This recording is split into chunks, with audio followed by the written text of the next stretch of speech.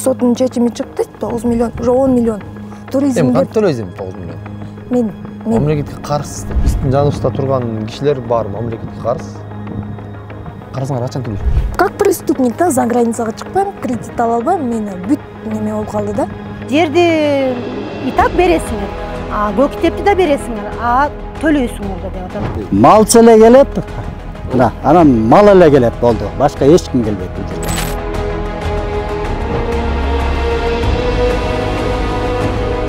Деп мен мойнума алам да. болгон. Туурабы?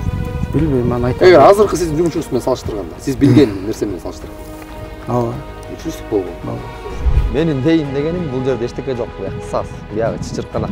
Үстүртөн эле элестетип алып эле бир жомоктогудай эле чечим болуп атат да бул жердечи. Тетиги чоң пансионаттын коэффициент менен бизде кылып салбады ошол менен. Саз жерге. Саз жерге мына. Өмүр бою иштеш керек анан. Мисалы силер алган жерди эмне кылдыңар? Биз алган жерде эч нерсе кылган жокпуз, ошо мал эле жайлап болду.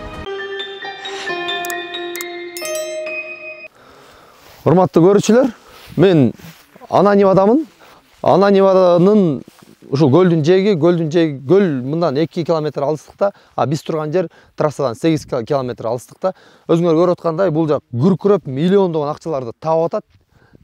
Чоң пансионаттар курулган, кафелер, дейгочу баары курулган. Ошондой. Туризм багытында иштеп жатат.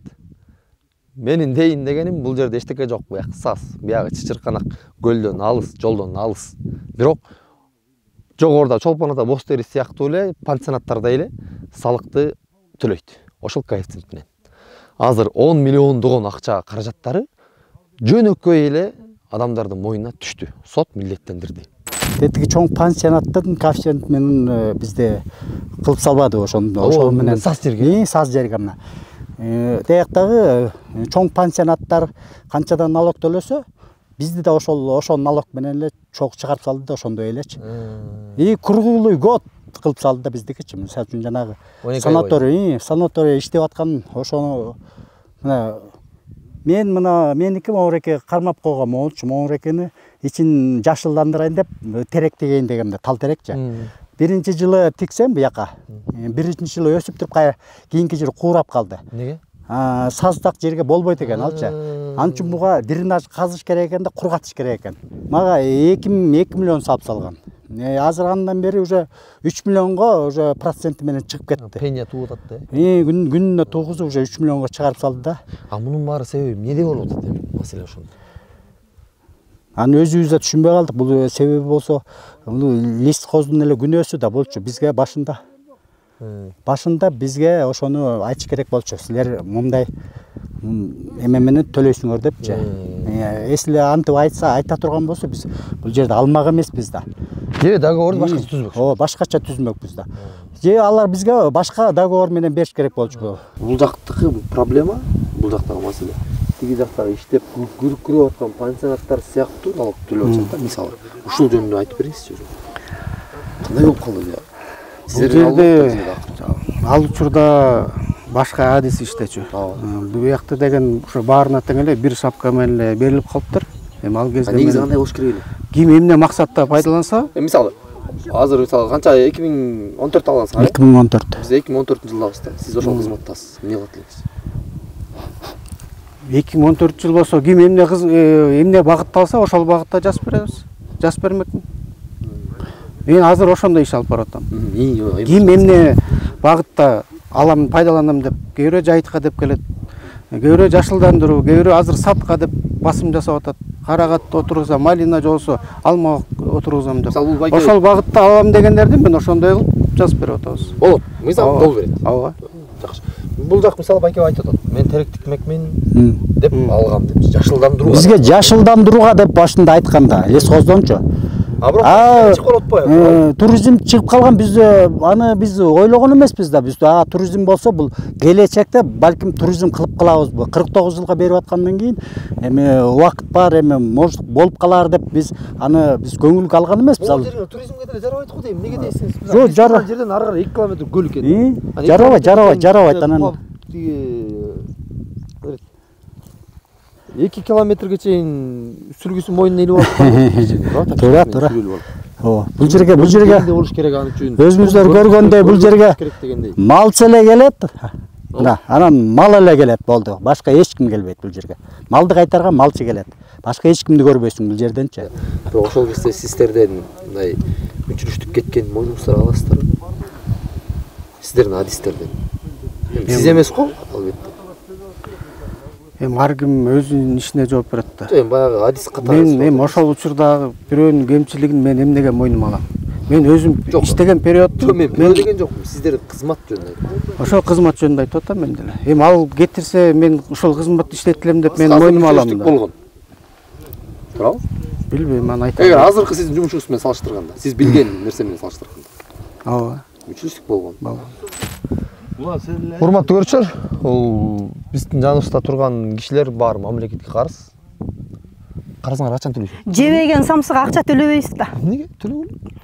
Жок, бул жөн эле мамлекеттин Муякта бар, укпайсыз, мына карасаңыз мына. Муякта бар ресторан экен, баспайсыз. Муякта бар ресторан, муякта бар кафе, мына күркүрөп бизнес болуп атат, акча таап атасыңар, төлөгүлө дейм. Мына монун баары турбайбы? Жок, төлөй албайбыз биз. Мындай Туура, ошол коэффициент менен коюп атат да силерге. ооба, ушундай деп ушу жакты бир жолу басып келип көрбөй, бир карап койбой туруп эле мындай үстүртөн эле элестетип алып эле бир жомоктогудай эле чечим болуп атат да бул жердечи. Негизи буга чейин бир уведомление болуп 10 жылдан беричи бирдеке айтып эле ушинтип туризм катарында багытында төлөйсүңөр силер. Жок, эч кандай болгон эмес, бизге жон гана чыкты ошол, быйыл эле чыгып атат. Ага чейин булундай нерсе эч кандай бизге кулактандыруу да болгон эмес, эскертүү да болгон эмес. Анан болгону бул жерде биз жайыт деп гана жайыттын налогун төлөп келгенбиз да. Ал квитанциялардын баары турат бизде. Анан мына быйылкы жылдан баштап эле ушундай бизге кысым боло баштады. Анан көк китепти өткөргүлө деди, өткөрдүк. Анан биз айттык, бизге анда мындай жердин кереги жок.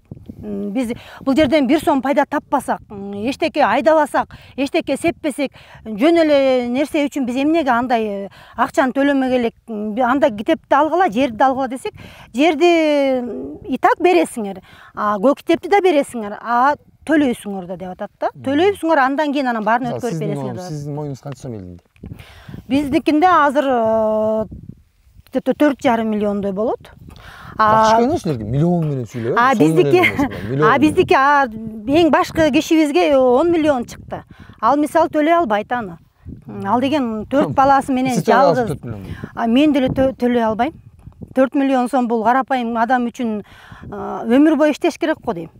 Өмүр бою иштеш керек. Анан мисалы силер алган жерди эмне кылдыңар мисалы? Биз алган жерде эч нерсе кылган жокпуз. Ошол мал эле жайлат, болду, жатат ошол бойдо. Мына кандай көрүп турсаңыздар, ошондой эле турат.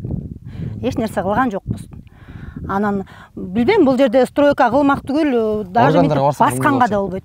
Органдарга барсак эми басканга болот неге? Алган саз да бияк суу чыгып турат. Саз тебелесең бутуң суу болуп калат. Мал деле толук жакшы жайыла албайт. Мал деле бул жерде көпкө турса, мынакей карабайсыздар, суу эмгичи бияка чейин көрүнүп турат. Малдын туяктары ийилип кетет. Анан ошол бизге жайыт менен жер алгыла десе эле, аны жайыт экен деп туруп эле алып алдык. Анан аягында 10 жылдан кийин ушундай кысым болуп атат. Буга чейин мисалы алгандан кийин 2014 алсаңар, 2015-жылы ушундай төлөйсүңөр десең кеп башка болмок болчу. Биз анда алмак эмеспиз. Биз анда ошол замат эле отказ кылмакпыз, жок албайбыз деп. Негизи бул жер папам атам алганда, жайытка эле выпаскага эле алынган. Анан жыл сайын эле постоянно эмеге лесхозго арендасын төлөчүбүз. 38 гектар, 38 миң төлөчүбүз. 23-жылы жылдын аягында извещение келди. 6 жылдын карызы 9 миллион, 5 миллион официальная сумма, анан 4 миллион пенясы менен. Туризм деп төлөйсүң 9 миллион. Мен мамлекетке карызсыз да төлөңүз эми. Мен төлөй албайм. Мен я не знаю, 9 миллион налоговыйга да айттым, хотя бы 90 миң болсо да ладно депчи. Эптеп кредит алып деле төлөйт элек. Өзүңүз эмне иш кыласыз? Өзүм мугалим мен. 4 баланын энесимин, мать одиночка.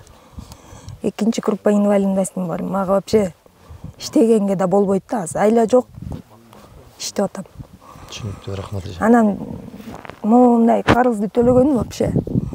Уже сот милдеттендирип салды сиз, туурабы? Мамам мен жашайм, пенсионер мамам. Ошо эме соттун чечими чыкты, 9 миллион, уже 10 миллион пенясы өсүп атат.